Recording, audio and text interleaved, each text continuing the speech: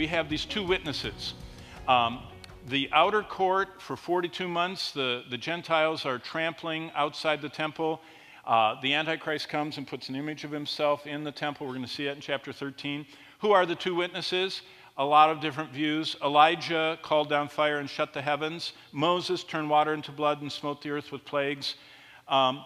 They're killed by the beast. Who are the two witnesses? The Bible doesn't identify them. So who are the two witnesses? The Bible doesn't identify them. They are like Moses and Elijah. But probably there are only two people that haven't died yet, that should have died. Enoch and Elijah. It says in the Bible, in chapter 9 of Hebrews, it's appointed unto man once to die. Everyone has an appointment with death. Even Jesus Christ died and was resurrected. Now, he died a substitutionary death, but there are two humans that have never died. And those two humans are Enoch from the pre-flood world and Elijah, the chief of the prophets of the Old Testament. So it's a lot of commentaries believe that it's Elijah and Enoch. The beast from the abyss kills them. The earth dwellers celebrate, and I talked to you about that. They watch it on their televisions and phones for 3.5 days, and then God resurrects them. Where does all this come from? How do we know this chronology? Because of Daniel. Now, you're going to study probably the book of Daniel, but Revelation is connected to Daniel in an amazing way. In fact, when Jesus teaches Matthew 24, he cites Daniel. He says, don't you know, Daniel said all this. What did Daniel say? In chapter 24, there's a map. It says 70 weeks are determined for your people. By the time we get to verse 27, it says, he, the Antichrist, confirms the covenant for 1 week. That's for 7 years. Daniel, his writings correspond exactly with Ezekiel. Remember, Ezekiel was he was a priest that was sent off to Babylon.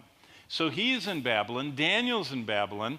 Daniel's writing this framework. Ezekiel is writing about the invasion, the coming invasion in the end of days that you can read about in Ezekiel 38.